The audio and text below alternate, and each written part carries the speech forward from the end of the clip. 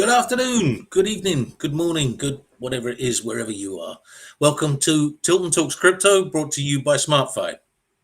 Just one thing, you'll notice that this is Tilton Talks Crypto, but there is no Tilton. I know it's kind of strange, but we've kept the T theme going because I'm Tillier. I'm Martin Tillier, the head of research at SmartFi. And with me today, I have Tovar, who's our community manager. Um, and so we're going to kind of handle things. And actually, forget we're here. Much more important today, we have Dan Held with us. Dan, as some of you may know, is quite a big name in the crypto world, certainly in the Bitcoin world. Although his views on that have kind of moderated a little from 100% Bitcoin maximalist recently. Him and I will be talking about that, and we'll be talking about some other things, including a white paper he recently wrote or co-authored for the Bitcoin Policy Institute. We'll get to that when Dan joins us, which will be in just a few minutes. Before that, though, new section we're calling News You Can Use. Things that are going on in the crypto world. So, Tovar, what have you got for us? What's happening? That's right. So first, Bitcoin pushes above 20K and holds there this week. Martin, you have a trading background. What do you make of this? Is this important or a bit of a nothing burger? The trader in me is inclined to say the latter, that it's really a nothing burger. And the reason is because traders have this kind of understanding that for the man in the street, if you like, round numbers are important, and yet in the trading context, they're really not.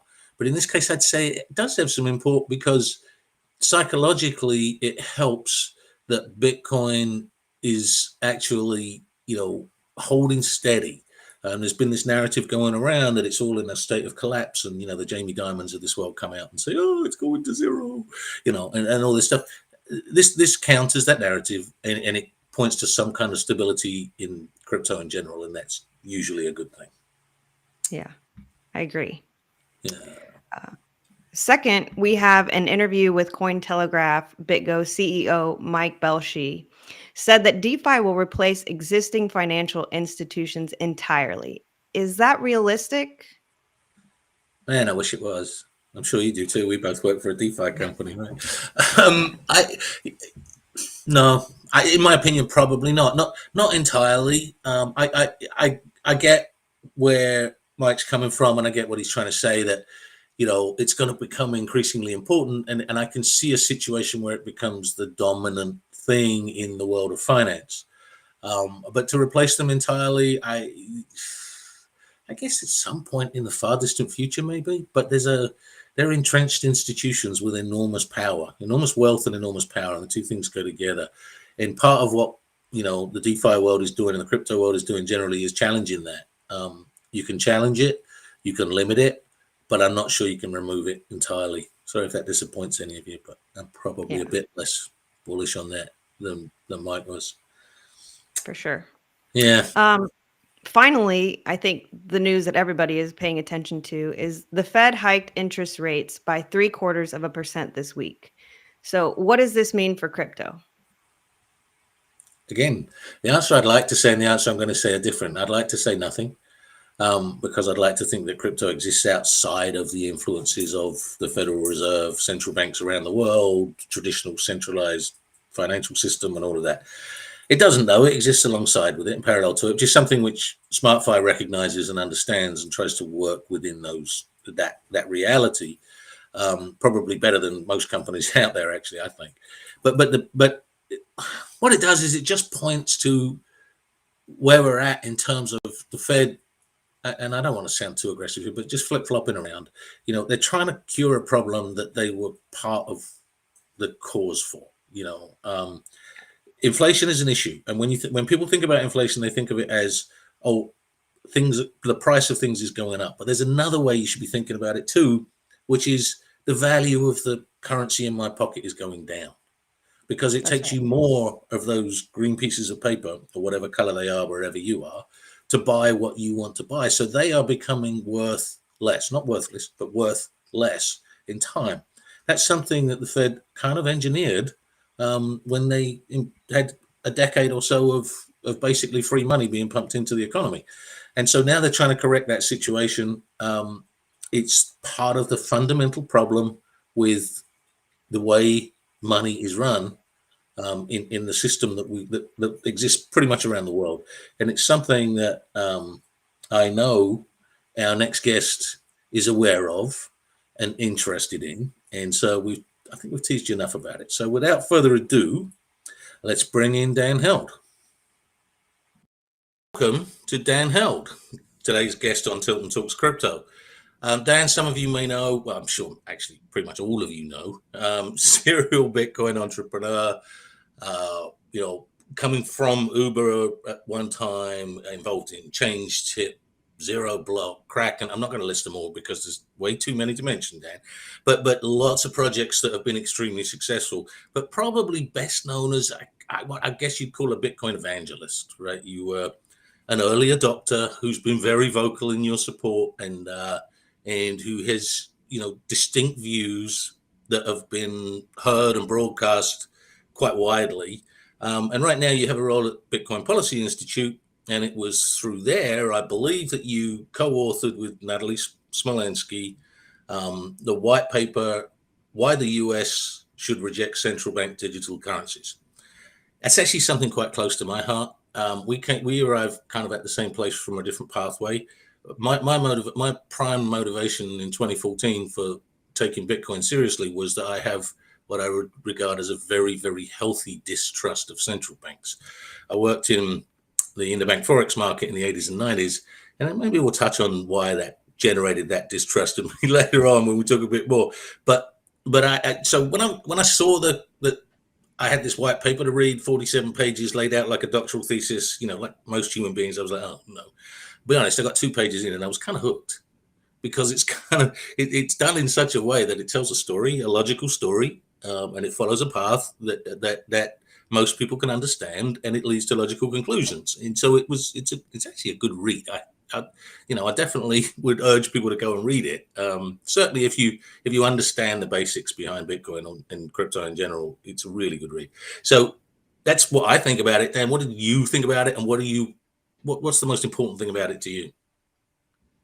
Yeah, no, I appreciate the kind words, and definitely Bitcoin educator, I think, is what I'm most well known for. CBDCs, or central bank digital currencies, are this purported sort of innovation that central banks are considering rolling out. And so what it is, central banks want to roll out this thing where they essentially say, hey, it's faster, cheaper, more efficient. But what it really means is that central banks would have complete control over the economy, which is a pretty scary premise. And it's very innocuous because, like, CBDC, that word doesn't ring alarm bells, right? Like, most people are like, oh, I have no idea what that means. And so Natalie, by the way, I did a lot of the heavy lifting. So I want to give a hat tip to Natalie on that white paper that we co-authored. What was really cool is that I actually had started that paper, and like many papers, it ended up in my drafts. And unfortunately, sometimes a lot of papers go there to die. They don't ever meet, the real world. And so her and I grabbed lunch, and she mentioned that she really wanted to write this paper about CBDCs, and she was going to work with the Bitcoin Policy Institute on taking this paper and bringing it to politicians in Congress and go show them, what CBDCs are all about. So she took the framework that I created and then really added the meat to it. So I want to give a hat tip to her because she did a lot of heavy lifting. But CBDCs basically are being touted as these innovation or streamlining sort of technologies. In reality, what it represents is more of like 1984 on steroids. So I think, for us, like, I think the TLDR of like the paper is one, a lot of politicians are like, hey, China, Russia, these other countries are doing this. Should we do it too? And that's like kind of asking, like, hey, China has concentration camps. Should we have those as well? And the answer is obviously no. We're America, and American values are not aligned with those of China or Russia. And CBDCs are inherently anti-American values. And so that's what we argue in the paper. We essentially stand up all of the arguments that these CBDC proponents, are saying that these are great values, and then knock those down where we're like, look, I think a couple, really, really, really poetic sort of quotes to pull from it too, or one is from Quarles. Quarles is a member at the Federal Reserve. And Quarles goes, the dollar's dominance and the reason why the dollar is adopted in the world reserve currency is not because of technology, it's because of faith in the dollar. And so there's no technology that helps propagate the faith in the US dollar. It's based on its perceived value. And so that was, I think, a really poetic sort of quote to pull out, because it doesn't matter if CBDCs are adopted or not. The people want to own a dollar because of the trustworthiness of the US government. It's not based on technology. So that was really good. And that's coming from the US Federal Reserve, which is really cool to see. And then, I think when we look at, a lot of people at the Fed as well have said, if we do this, we essentially cut off the commercial banking industry at its knees. If someone can bank with the Fed directly versus a commercial bank, which is how we all bank today, you've completely disrupted the entire banking system model. It's truly a very dystopian future. And so I think that the Fed understands this. I think that most folks get this, but CBDCs, it's such an innocuous sort of term that a lot of people just don't really realize what's going on. I agree. And it's interesting because I touched earlier on, my distrust of central banks, and that I don't want to come across as the Fed hater here, because I don't have but as I said, I was working in interbank Forex in the 80s and 90s, working in dealing rooms. And I was actually in 92, I was on a desk trading sterling mark, and we were some of the people that were hammering the Bank of England until they eventually pulled out on Black Wednesday, and we reasserted the power of the market over the central banks. But the reason we had to do that in 92 was because throughout the 80s and 90s, the central banks had been conducting this kind of power play. I don't know if I'm aware of the history of Forex because it's my thing, but 1971, everything changed because Nixon took the US off the gold standard and the whole Bretton Woods agreement fell apart. And so you had free-floating, market-driven pricing of fiat currencies, right? Which is really the logical way to do it, because the market ultimately should be the decider of value. But for years prior to that, the central banks had been in that role, and they controlled it by inflows and outflows of gold and various methods to actually keep currencies in tight pegs. And a lot of what they did in the 80s and 90s, coming in and intervening heavily in the currency markets, wasn't what they said it was about. See, they told us it was about maintaining stability and this, that, and the other. They actually destroyed any sense of stability, because ultimately the market was going to have its way. I came to the conclusion then that what it was about was power. It was about, they'd had some power taken away from them, and they were going to get it back in some way, shape, or form. And I got the feeling reading this white paper that that's an element here too. It's about central bank desire, and as you said, the places where, if you look at the places where it's really been pushed, China, Russia, etc., it's that central bank desire to retain power, and in this case, retain power over cash transactions. Right? And that to me is scary enough in itself. I don't see the Fed as the government. In some ways, they're a kind of quasi-governmental organization the way it's set up here, but political appointee heads, et cetera, et cetera, et cetera. So, but it's that handing power to a central bank that the last 5-6 years history of crypto has been about kind of trying to wrest away from them. So, for me, that's the interesting dynamic here. I don't know how you feel about that. But.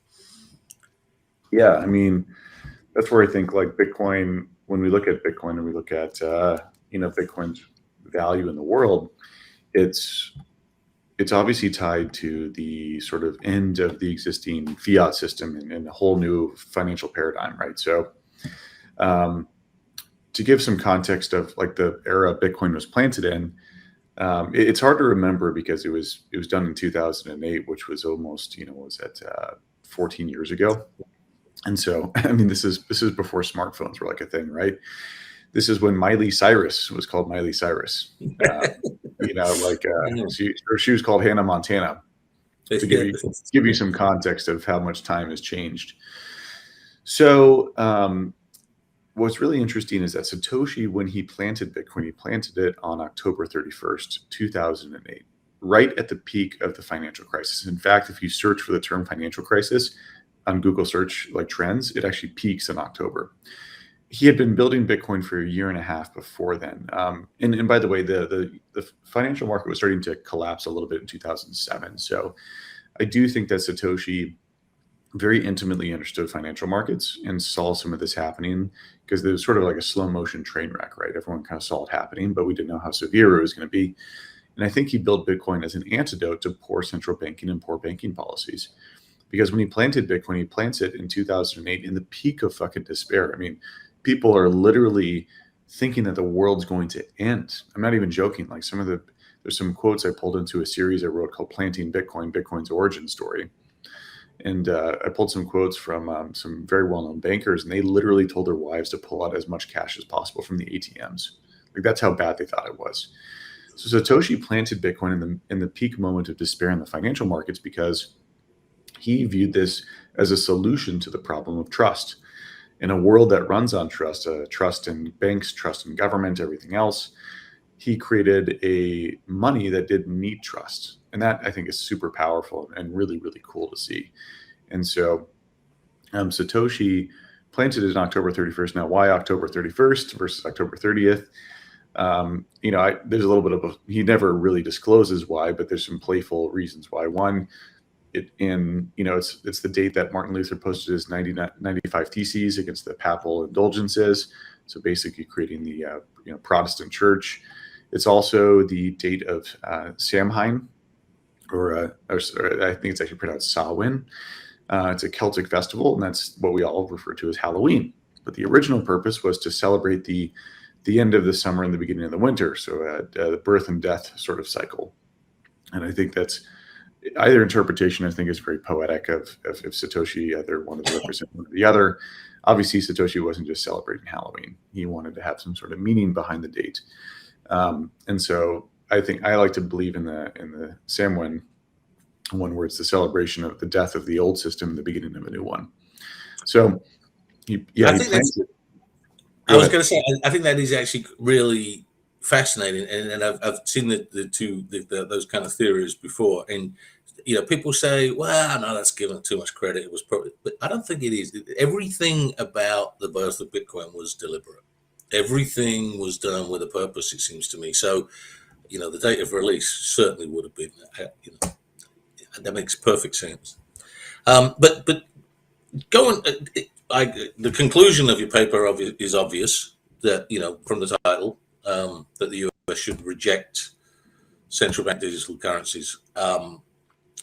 That's, to me, that battle is going to be quite an important part of the future, because there are enormous incentives for them to adopt them, and the reasons to reject them are more theoretical, philosophical, if you like. It's very easy for the central bank or the government to scream, your security, your safety, etc., while they take your cash. But just going to a more general kind of future in the crypto world, I think it's actually quite interesting that, a little while ago, you went from the ultimate Bitcoin maximalist to actually kind of embracing the idea of DeFi. And was that, I'm just curious as to whether that was kind of a shrug your shoulders and accept the inevitable, or do you believe that the way DeFi is shaping up, things can be done within the kind of, I don't want to say confines because that's too restrictive, but within the broad base of like original Bitcoin ideology, and still move forward to this kind of what I consider to be an inevitable conclusion of the dominance of digital currencies? Yeah, it's so for those, how familiar is the audience with DeFi? They're pretty familiar. This is SmartFi. This is kind of a DeFi company in a way. Cool. And so I think most of them are familiar, and those that aren't will pick it up pretty quickly. So DeFi, for folks who may not know, so DeFi stands for decentralized finance. And the way that I would define that myself is the attempt at creating different financial primitives on top of blockchain technology in a way that respects somewhat of the decentralized nature of crypto. Each DeFi technology, decentralized finance, usually trades off some sort of decentralized aspect, or some sort of or there's some sort of trade-off in order to do things in the crypto world. Blockchains inherently kind of suck. Like they're made to be resilient, but being resilient makes them slow. They have less transaction throughput, etc. Kind of like if you wear armor, like if you're not going to go run a marathon if you are wearing bulletproof armor. It makes you heavy and slow, right? Well, blockchain tech is made to be resilient, which means that's the whole point of decentralization, is that it can survive state level, or hopefully survive state level attacks. And so I think with Bitcoin, what's interesting is that Bitcoin, out of the spectrum of decentralized, crypto assets, is the most decentralized. And I think that's pretty unanimous. I say it. Most people would probably agree with that. So Bitcoin doesn't make a lot of trade-offs, and it instead pushes innovation onto different layers on top of Bitcoin, like Lightning. So layers, it's sort of like a stacked hierarchical structure of how you build this technology, where Bitcoin layer 1 is traded off a lot of cool stuff to preserve decentralization, and then it pushes the innovation and more of the DeFi on top of that. Versus some blockchains like Solana or Ethereum, which are cool and interesting, but they trade off some of the decentralization to do more cool stuff on layer 1, the base layer. So it's neither bad or good. If there is a state level attack, though, Bitcoin has the highest chance of surviving, which is kind of the whole point. But that attack may not occur ever, or Bitcoin might have over-optimized on security. So that's where that could be a flaw in Bitcoiners' thinking. I don't think that it's a flaw, but that could be where there's a flaw. I'm just trying to stay honest. And so what's really interesting about Bitcoin DeFi is it's building usually on top of Bitcoin layers. So RSK, Stacks, Liquid, or Lightning are different layers on top of Bitcoin where you can do some of this more decentralized finance. Bitcoin doesn't have composability. So unlike Solana or Ethereum, you can't build these Legos, these DeFi primitives on top of each other, which is a good and bad thing. For example, one, having DeFi primitives built on top of each other, if there's ever a problem or core flaw with the DeFi primitives, it could cause a cascading collapse, which is unfortunate and scary, which we know will happen someday. For example, stablecoins. Stablecoins are completely centralized, but represent a huge portion of smart contracts in both Ethereum and Solana. So someday those will be frozen or reversed or some sort of action, and that would cause a cascading effect between all the different smart contracts. Because if you have a smart contract based on one that has USDC or USDT, that can lead to this sort of effect. So with Bitcoin, you can't build financial primitives on financial primitives. It's more of single-use applications. So you have like Lightning and then like RSK. It pushes that risk level to different layers, and there's not this more complex sort of system built on top, which is a good and bad thing. A bad thing is it's less flexible. You can't build as much cool stuff. Good as in you can, when there's a flaw or something like that, it doesn't lead to a cascading effect. So DeFi on top of Bitcoin can occur. It is occurring. Some of the oldest DeFi things have occurred on Bitcoin. NFTs started on Bitcoin with Rare Pepes back in 2014. And then also we have, like, for example, coin joins. Coin joins are a way to mix your coins or obfuscate your Bitcoin transaction history. And coin joins started back in, the join market, one of the technologies behind it, where there's an order book of people who want to mix coins and people who want their coins mixed. If you provide your coins to be mixed, you get paid a fee. And so that's how you can earn a yield on your Bitcoin, providing liquidity. And that's one of the oldest DeFi tech out there, and it's been around since like 2015. So Bitcoin pioneered some of this stuff, but the community didn't really care about it as much until I think like the whole DeFi wave in 2021 really showed us that a lot of people want to use this. Ultimately, I think bringing this more speculative DeFi type products back to Bitcoin is good because it introduces people to Bitcoin and people thinking in a Bitcoin standard versus thinking in another coin standard. I think that you touched on it there as well, the concept of stable coins. And for me, one of the most interesting things in the white paper was where you talk about the possibility of privately issued stable coin being used instead of CBDCs, but basically serving the same function of becoming accessible digital currency, but without that centralized control of it. So again, I would say to people out there, go and read the white paper. It's actually really interesting, thought-provoking, and manages to be entertaining. And there's somebody who writes for a living. I know how hard that is to make a dry subject and make it actually readable and entertaining. So I want to say thank you for being here. I know you're pressed for time. I know you're a busy man. I thank you for making the time to be with us. Thanks for giving us your thoughts on these subjects, and thanks for working with Natalie to write what I consider quite an important document. And I hope you have success with it in terms of actually influencing policy, because it really the consequences of CBDCs to me are a little scary. And if we could, it's not been thought through,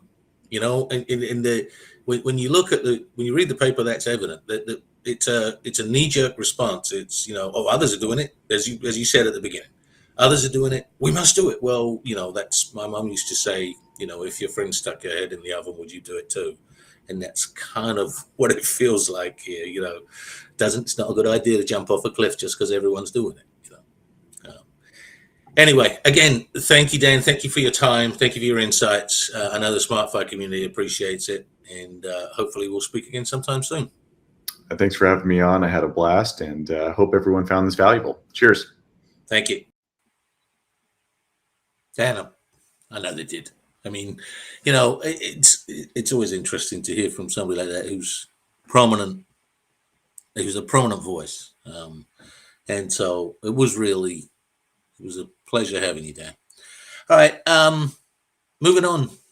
News from SmartFi, right? I mentioned earlier that Aaron wasn't with us today, and that's because he's traveling, and he's been doing a lot of that recently. He's been in demand as a speaker in various places, including the end of last week, he was in Washington, D.C. going to talk to a FreedomWorks conference on mapping the future of crypto. While he was there, he was speaking with Clara Davila. She kind of posed some questions to him and in front of an audience. And I'm sure I wasn't there, but I've seen some footage of it. And I know that Aaron, as usual, was interesting and easy to listen to, because that's generally what he is. So we're just happy to have somebody like that who's in demand, who's here with us, and who's doing important work in spreading the word, if you like. So that's where Aaron's been. He's been out and about, and as I say, there's a couple. I think he did another speech somewhere else. That's what he does. And as I say, he's traveling today, so he couldn't be with us. But there is good reason. All right. Moving on to other things at SmartFi.